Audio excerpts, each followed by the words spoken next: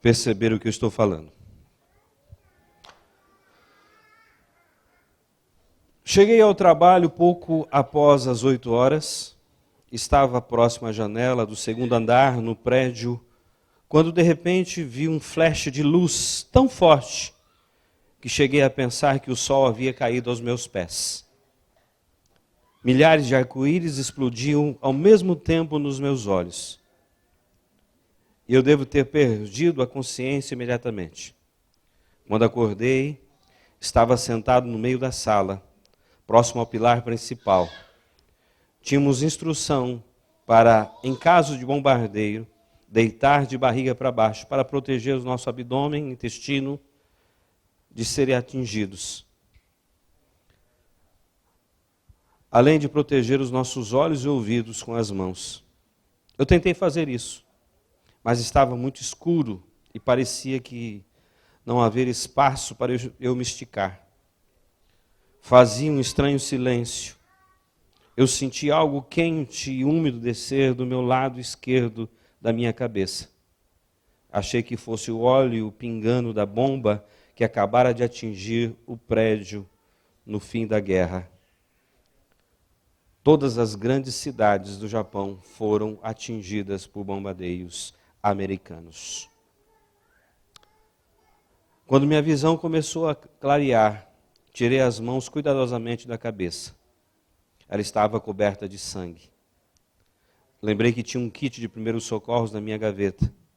Então fiquei em pé, para o meu espanto. Cadeiras e mesas estavam espalhadas. Parecia que tinham jogadas todos num canto da sala. Formaram uma montanha no chão. Quando finalmente encontrei a minha mesa, no meio dos escombros, enfaixei a minha cabeça. Alguém gritou: "Saia rápido daí, todos!" É um relato de uma sobrevivente da guerra, da bomba, bomba atômica que foi jogada em Hiroshima no dia 6 de agosto de 1945. Foi feito 70 anos que isso aconteceu. Uma atrocidade humana. Interesses políticos, poder. E até hoje há sequelas ainda da bomba atômica nessa região. Crianças ainda nascem com deficiência física. Tudo isso porque a ganância humana tem tomado conta do coração do homem. E eu até coloquei uma frase aqui no boletim. A tecnologia avança rapidamente, mas o ser humano piora a cada instante.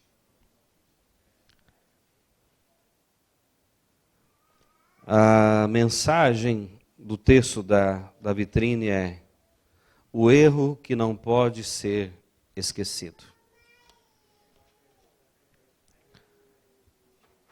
Hoje no Brasil nós comemoramos o Dia dos Pais. E hoje, para nossa tristeza, nós vemos pais imaturos. Pais que não sabem aonde querem chegar, não têm um futuro, não têm uma perspectiva de vida, não conseguem ensinar a próxima geração. O relato dessa senhora que chama Bun Hashizumi, ela diz assim: eu quero acreditar no amor e na sabedoria humana, e por mais que seja pouco, se eu puder conscientizar as futuras gerações sobre a preciosidade da vida, então isso vai justificar a minha existência como uma sobrevivente de Hiroshima. Claro que eu vou falar para toda a igreja nesta noite, mas especialmente aos pais, se nós não tivermos a consciência do nosso papel como instrutores,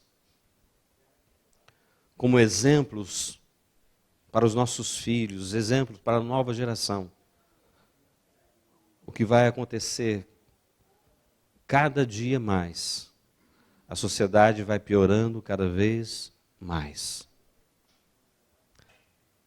Onde os pais que deveriam sacrificar pelos filhos estão invertendo os papéis, esperando que os filhos cresçam para que eles possam viver uma vida mais tranquila, porque eles estão contando com o dinheiro dos filhos que vão entrar quando eles começarem a trabalhar. E eu quero conversar com vocês nesta noite sobre um personagem bíblico que nos ensina muito. Um homem de valor, mas um homem precipitado. Um homem que não pensava muito em fazer as coisas. Um apóstolo de Jesus, que andou com Jesus, um homem de coragem. Mas um homem afoito. Um homem que falava as coisas tremendas, mas as suas atitudes demonstravam que ele não era aquela pessoa que falava. Eu quero conversar com você no texto do livro de Lucas, no capítulo 22, a partir do verso 31. Nós vamos extrair alguns exemplos que nós não devemos fazer olhando para esse homem. Como pessoa, como pai, como indivíduo, como jovem. E nós vamos aprender algumas coisas com ele. Livro do amado Lucas, capítulo 22, verso a partir do 31. Diz assim: Simão, Simão, Satanás pediu vocês para peneirá-lo como trigo, mas eu orei por você, para que a sua fé não desfaleça. E quando você se converter, fortaleça os seus irmãos. Mas ele respondeu: estou pronto para ir contigo para a prisão e para a morte. Respondeu Jesus: eu lhe digo, Pedro, que antes que o galo cante hoje 3 vezes, você negará que me conhece. Então Jesus lhe perguntou: quando eu os enviei sem bolsa, saco de viagem ou sandálias, faltou-lhe alguma coisa? Nada, responderam eles. Ele lhes disse: mas agora, se vocês têm bolsa, leve-na, e também o saco de viagem. E se não tem espada, venda a sua capa e compre uma. Está escrito: e ele foi contado com os transgressores. E eu lhes digo que isso precisa cumprir-se em mim. Sim, o que está escrito ao meu respeito está para se cumprir. Os discípulos disseram: vê, Senhor, aqui estão 2 espadas. É o suficiente, respondeu ele. Como de costume, Jesus foi para o Monte das Oliveiras e os seus discípulos o seguiram. Chegando ao lugar, ele lhe disse: orem para que vocês não caiam em tentação. Ele se afastou deles a uma pequena distância, ajoelhou-se e começou a orar. Pai, se queres, afasta de mim este cálice. Contudo, não seja feita a minha vontade, mas a tua. Apareceu-lhe então um anjo do céu, que o fortalecia. Estando angustiado, ele orou ainda mais, intensamente. E o seu suor era como gotas de sangue que caía no chão. Quando se levantou da oração e voltou aos discípulos, encontrou-os dormindo, dominados pela tristeza. Por que estão dormindo? Perguntou-lhes. Levante-se e orem para que vocês não caiam em tentação. Enquanto ele ainda falava, apareceu uma multidão conduzida por Judas, um dos 12. Este se aproximou de Jesus para saudá-lo com um beijo. Mas Jesus lhe perguntou: Judas, com um beijo você está atraindo o Filho do Homem?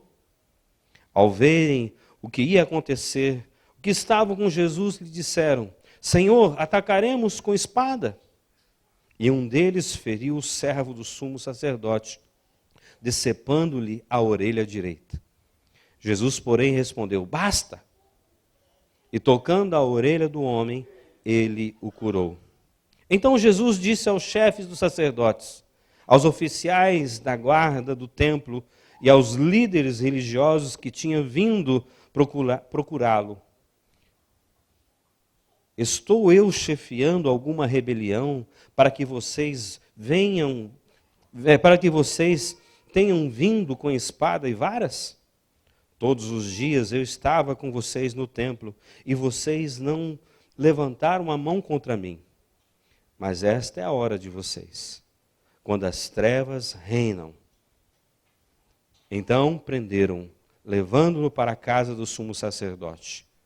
Pedro o seguia à distância. Até aqui. Papai querido, esta é a tua palavra. Nesta noite, Senhor, fala com cada um de nós, de uma forma clara, que possamos entender, ó Deus, a tua palavra, que possamos praticar, ó Deus, a tua palavra, que possamos olhar para nós e perceber, ó Deus, onde temos que mudar, se estamos vivendo da mesma forma que Pedro viveu. Senhor, nos ensina, Deus, a ser verdadeiros homens e verdadeiras mulheres, que tenha uma só palavra, que tenha, Deus, uma atitude correta diante de tudo que tem aprendido, que possamos, ó Deus, fazer diferença nessa terra, que possamos encontrar, ó Deus,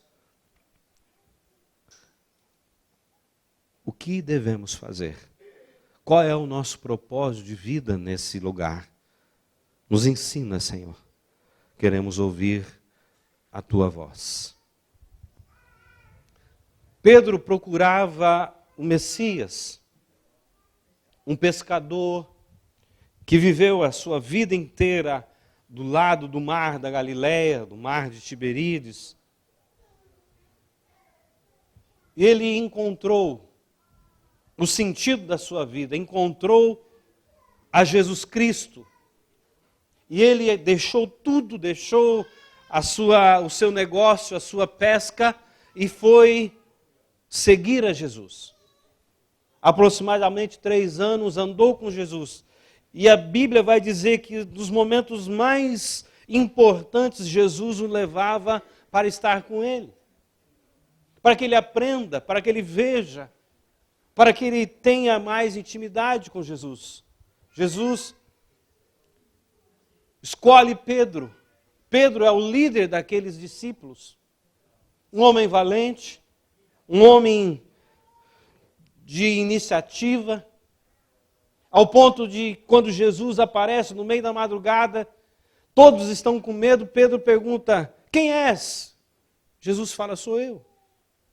Pedro fala: se é o Senhor, então mande que eu saia do barco e encontre com o Senhor sobre as águas. Jesus fala: então vem, Pedro. Pedro corajosamente sai do barco, anda sobre as águas, mas o primeiro vento, ele fica com medo e começa a se afundar e pede ajuda para Jesus. Em certa outra ocasião, Jesus pergunta para os discípulos: quem dizem que eu sou? Pedro, de uma forma maravilhosa, diz: tu és o Cristo, Filho do Deus vivo. Jesus vai dizer: não foi homem nem carne que te revelou, mas foi o meu Pai que revelou a você esta verdade. Mas Pedro cometeu alguns erros. E nós vamos olhar para eles.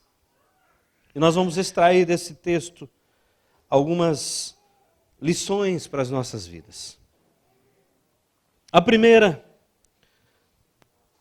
o texto vai nos dizer que Jesus está dizendo: Pedro, Satanás quis peneirar a vida de vocês, ou Satanás quis tirar o amor que vocês têm de mim, afastar vocês de mim, começar a tentá-los, começar a prová-los, mas eu roguei ao Pai que não acontecesse isso. Pedro, em vez de reconhecer e dizer, Jesus, quem sou eu, Jesus, para o Senhor se preocupar comigo? Mas Pedro vai dizer, de uma forma sem pensar, vai dizer, estou pronto para ir contigo para a prisão e para a morte. Então, nosso primeiro ponto que nos leva a viver uma vida de declínio, uma vida de frieza espiritual, é a nossa autoconfiança.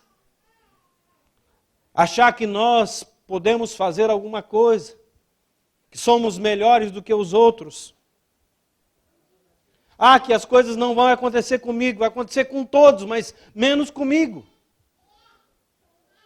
Pedro se achava autoconfiante, mas as suas palavras vão mostrar que são só palavras ao vento. Ele não é conciso naquilo que fala. Ele não é uma pessoa que pratica o que fala. São palavras da boca para fora. A valentia dele é só de palavras. Pedro vai dizer para Jesus, Jesus, todos podem te abandonar, mas eu não. Eu sou o Pedro. Todos podem te deixar, mas eu vou seguir o Senhor até a prisão. E se o Senhor morrer, eu estou pronto para morrer com o Senhor. Mas o texto vai mostrar mais para frente que isso não é verdade. Ele falou de impulso, mas ele não estava pronto a viver aquela verdade que ele falou. Muitas vezes nós achamos que nós podemos viver uma vida independente de Deus. Nós achamos que eu não preciso ir à igreja, eu não preciso de Jesus, eu não preciso dos irmãos, eu não preciso de pai, eu não preciso de mãe, eu não preciso dos amigos, eu sou inteligente, eu tenho saúde, tenho um bom emprego, tenho um bom salário, moro numa boa casa, tenho um bom carro. Eu não preciso. Eu preciso de mim. Eu não consigo viver sem mim. Na verdade, eu me amo. Eu sou o cara.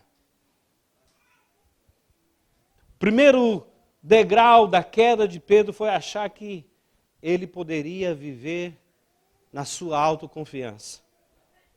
Todos os outros discípulos eram fracos. Todos os outros poderiam abandoná-lo, mas eu não. Eu me conheço, eu sei quem sou. Eu jamais vou te abandonar, Senhor. Jesus vai dizer para ele, Pedro, você está enganado a respeito de você. Porque muitas vezes eu tenho uma visão errada de mim mesmo. Eu penso que eu sou uma pessoa. Vocês têm uma visão de mim como outra pessoa. Júlia e a minha família dentro de casa sabe quem realmente eu sou. Às vezes nós temos uma visão distorcida de quem nós somos. Pedro tinha uma autoconfiança. Olha o que Jesus vai dizer para ele. No verso 34.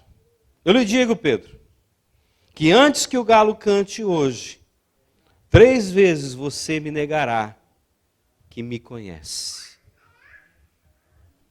O texto vai dizer que quando Jesus é preso, Pedro agora começa a seguir Jesus de longe. Aquele que entrava no quarto da Talita e Jesus ia orar por ela para ressuscitá-la, que ela estava morta. Que tinha proximidade com Jesus, que dependia totalmente de Jesus, aquele que abriu a casa para receber Jesus. seguia Jesus agora de longe.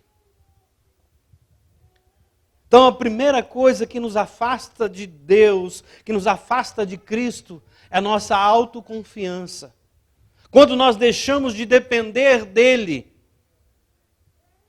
começa um declínio espiritual na nossa vida. Foi o que aconteceu com Pedro. Segunda coisa que nós não devemos fazer. Primeiro, não devemos ser autoconfiantes demais.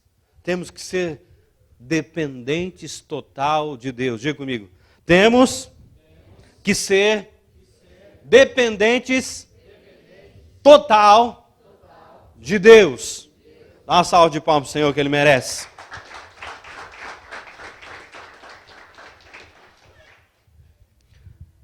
Segundo, o texto vai dizer que Jesus está numa hora crítica.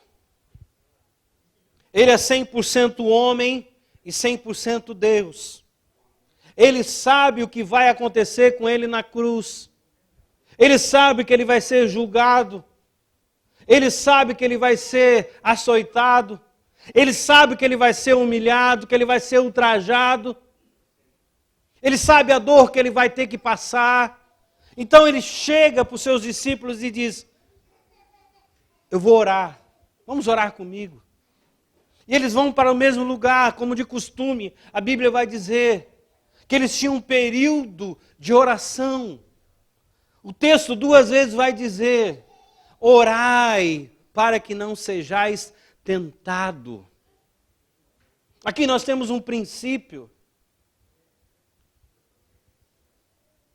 Todos nós vamos ser tentados todos os dias da nossa vida. Todos os dias da nossa vida, o diabo vai querer nos tentar. O mundo vai querer nos tentar. A nossa carne vai querer nos tentar. E Jesus vai dizer: orai e vigiai, para que não caia em tentação. Muitos de nós estamos caindo em tentação, muitos de nós estamos esfriando, porque nós não temos orado. Não temos tempo para oração. Não temos tempo para clamar a Deus, não temos tempo de intimidade com Deus. Não ouvimos mais Deus falar, não meditamos mais na sua palavra, porque nós estamos tão atarefados com o nosso dia a dia, tão atarefados com os nossos compromissos, tão atarefados com o nosso trabalho. Que aí vem a segunda coisa que acontece. Jesus está orando, está agora clamando a Deus, ele sabe que ele vai passar por dores, por sofrimento. E ele volta para os seus discípulos e vê eles dormindo. Momento tão crucial na vida de Cristo. Ele quer estar perto dos seus amigos, ele convida os seus amigos: vamos buscar a Deus, vamos orar. Mas eles estão dormindo. Quando a preguiça toma conta da nossa vida, nós queremos dormir. Tem muitas pessoas que não vê a hora de chegar em casa para dormir. Ah, tem culto na quarta-feira. Não, estou muito cansado, eu preciso dormir. Ah, tem vigília no primeiro sábado do mês. Não, mas eu preciso dormir, estou muito cansado. Tem célula na sexta-feira? Não, mas eu preciso dormir. Tem 5 horas de zangueô, eu vou trabalhar.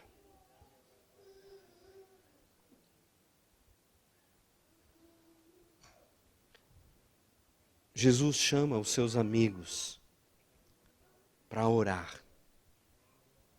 A primeira vez ele está lá e volta e os acha dormindo. Ele volta novamente e ora agora com instância, ora com fervor, ora derramando a sua alma diante de Deus, que a Bíblia vai dizer que ele soa gotas de sangue. Uma busca incessante, dizendo: Deus, se for possível, passa de mim. Mas não seja a minha vontade, mas seja a vontade do Senhor que se cumpra na minha vida. E ele volta, e os seus discípulos, os seus amigos, nesta hora tão crítica, estão dormindo. Tem muitos de nós que estão dormindo espiritualmente.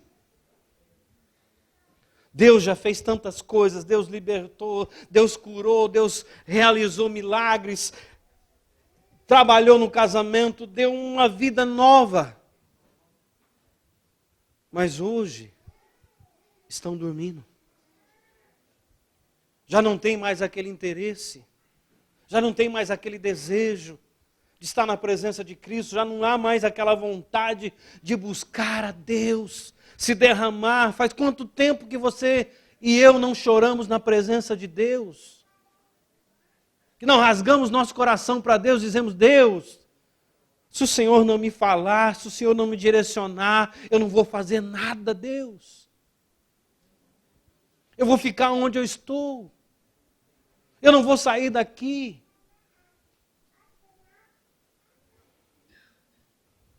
Quando a preguiça toma conta da nossa vida, estamos dormindo. Dormindo para as coisas de Deus. Dormindo para os sonhos de Deus.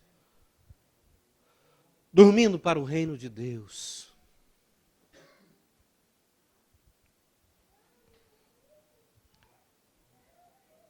Pedro, a autoconfiança tomou a vida dele. Segundo, a preguiça espiritual tomou a vida dele. Terceiro, Jesus estava falando, não no literal, de comprar espada, mas estava falando que agora as coisas iam ficar difíceis. O Filho do Homem estava sendo perseguido, mas os seus discípulos iam ser perseguidos também. Eles foram sustentados, aquela primeira viagem, pelas pessoas. Só que dessa vez ia ser diferente. E Jesus está dizendo: olha, se você não levou a sua bolsa, não levou o seu saco de viagem, tem que levar agora, porque vai ser tempos difíceis para vocês. Ele vai dizer: venda a sua capa, compra espada.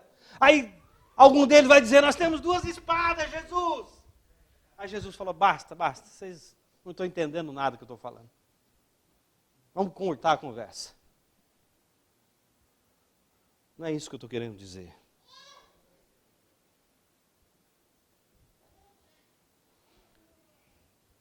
Agora, Judas, que já tinha tratado o preço, 40 moedas de prata, diz exatamente onde Jesus está com seus discípulos. Dá o sinal, porque Jesus não era diferente de ninguém. Jesus andava como todos andavam. Jesus não tinha um avião particular, não tinha um cavalo diferente, não usava roupas diferentes. Ele estava no meio dos seus discípulos e para reconhecê-lo, teria que ter um sinal, um beijo. Então Judas, conforme o combinado, chega para Jesus e dá um beijo, dizendo para aqueles que estavam procurando Jesus: esse é aqueles que vocês estão perseguindo. Pedro, então, com a sua espada, tira ela da bainha e corta a orelha direita de Malcom. Jesus fala: basta. Pega aquela orelha cortada e, novamente, coloca no lugar. E ali faz uma cura, milagrosamente, na frente de todos.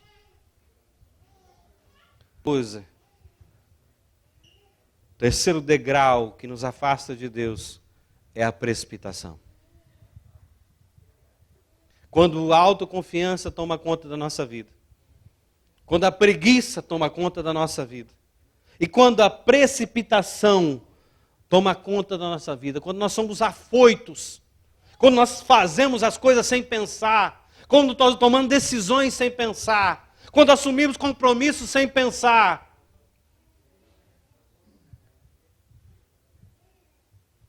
Jesus vai dizer: se eu clamasse ao Pai, Ele enviaria legiões de anjos para vir me proteger.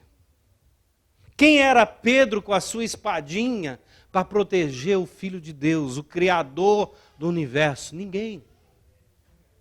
Mas no momento daquele episódio, naquela situação, Pedro tira a sua espada e muitas vezes nós nos precipitamos, tomamos decisões, depois nós olhamos para trás e dizemos: não poderia ter feito isso. Assumimos compromissos e aí nós colocamos toda a nossa casa, prejudicamos todos da nossa família, porque fomos precipitados, porque não sentamos, não conversamos com o nosso cônjuge, não mostramos o que pode acontecer, não vimos lá na frente. A palavra foi dada, o carimbo foi batido, a decisão foi feita. E aí nós distanciamos de Deus por uma precipitação, por um erro, por um compromisso assumido sem direção de Deus, por algo acontecido sem antes chegar para Deus e dizer: Deus, Tu és o meu Senhor, Jesus, Tu és o meu Senhor. Eu tenho essa possibilidade, eu tenho esta proposta, eu tenho essa situação para resolver, me ajuda. Eu quero estar no centro da sua vontade, não no centro da minha vontade. Eu quero agradar o Senhor, não agradar a mim mesmo, nem as pessoas. Eu quero agradar o Senhor. Mas quando nós não buscamos a Deus, não buscamos direção de Deus, não derramamos nosso coração diante de Deus, não falamos com o Senhor, geralmente cometemos erros. Geralmente prejudicamos pessoas. Geralmente nos machucamos. Pedro começou a declinar a sua vida tendo autoconfiança, tendo preguiça espiritual, sendo um homem precipitado. E por último, Pedro veio a frustração. Porque conhecimento sem prática traz frustração. Eu posso saber de tantas coisas, mas se eu não praticá-las, vai vir uma frustração na minha vida. Eu posso saber do meu chamado, mas se eu não praticá-lo, é frustração na minha vida. Pedro disse para Jesus: não, Jesus, eu vou para a prisão com o Senhor. Jesus, eu vou até a morte. Todos vão te abandonar, mas eu sou o Pedro. Eu não vou te abandonar. Jesus é Pedro. Jesus é preso. Pedro agora vê Jesus de longe. E quando chega, estão diante do fogo, se aquecendo porque é frio. Faz uma pergunta para ele. Você estava com ele? Não, eu não. Nem conheço esse Jesus. Depois pergunta para ele de novo. Você é um deles, porque você anda igual a ele. Não, eu não conheço. Aí o galo canta. O texto vai dizer que Jesus está descendo. E os olhares de Pedro e de Jesus se cruzam. Jesus sabe exatamente o que Pedro está dizendo. Porque Jesus disse para Pedro: antes que você me negue 3 vezes, o galo vai cantar. E a Bíblia vai dizer que Pedro sai dali e vai chorar amargamente.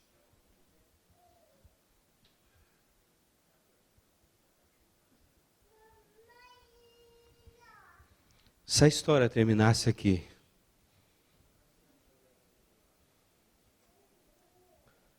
nós não tínhamos nada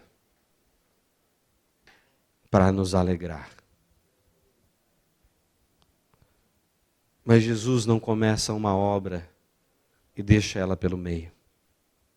Amém? Jesus não começou uma obra na sua vida para te abandonar no meio do caminho. Jesus não chamou você para te deixar na beira do caminho. Jesus não colocou sonhos na sua vida para te abandonar. Abra sua Bíblia lá agora em João 21, capítulo 21. Estou terminando.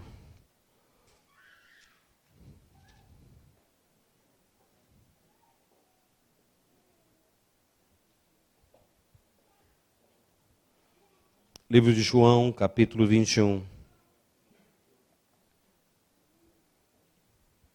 Eu só vou comentar sobre o texto para você ler na sua casa, por gentileza. Jesus aparece na beira da praia, acende um fogo, assa peixes. Pedro está tão frustrado que esqueceu tudo que Jesus falou para ele. Pedro, você não vai ser mais pescador de peixe, você vai ser pescador de homem. Mas Pedro está na onde? Voltou à sua antiga profissão. Pedro está pescando e levou os seus amigos juntos para pescar. E eles estão pescando e não pegam nada. Jesus aparece de manhã e fala: joga a rede do lado direito. E eles jogam a rede conforme Jesus falou e começa a puxar. E a rede está abarrotada de peixes. Pedro identifica: isso já aconteceu conosco de novo. É o Senhor. A Bíblia vai dizer que ele cinge, coloca a sua roupa, não sei se ele está desnudo ou se está só de roupa de baixo. Pula na água, nada e vai até a praia. E se encontra com Jesus. Pedro está se sentindo a pessoa mais indigna na face da terra. Ele negou o Salvador. Ele negou o Senhor. Ele está se achando os piores dos piores. Jesus não repreende. Jesus não passa um sermão nele. Jesus não chama de todos os nomes. Jesus faz pergunta para ele: Pedro, você me ama? Ele vai dizer: tu sabes que eu te amo, Senhor. Pedro, você me ama? Senhor, o Senhor conhece todas as coisas, o Senhor sabe que eu te amo. Pedro, você me ama? E Pedro se sente triste, porque o Senhor perguntou para ele 3 vezes se o amava. Naquele dia, ele recebeu o amor e a graça de Cristo. Ele recebeu de novo o desejo de servir a Cristo. Ele recebeu o perdão. E ele começou a andar numa nova dimensão na sua vida. Próximo livro, que é o livro de Atos, Pedro vai fazer o primeiro sermão. E o primeiro sermão que Pedro prega, 3.000 pessoas se convertem. Pedro vai pregar de novo, mais 5.000 pessoas se convertem. A igreja começa com 8.000 membros. E o texto vai dizer que as pessoas tiram os doentes para a calçada, para que somente a sombra de Pedro passe sobre os doentes e eles fiquem curados. O que eu quero dizer com tudo isso? Nós olhamos para a vida de Pedro e nós aprendemos que nós não devemos ter essa atitude. Não devemos ser autoconfiantes. Não devemos ter preguiça para as coisas de Deus. Não devemos ser homens e mulheres precipitados. E quando a frustração tentar bater na sua porta, você olhe para Cristo, para que eu e você não esqueça de quem nós éramos, como nós vivíamos, da onde Ele nos tirou. E eu e você venhamos praticar o que Ele nos ensinou. Amém, queridos? Fique de pé, por favor. Quero chamar o louvor aqui à frente.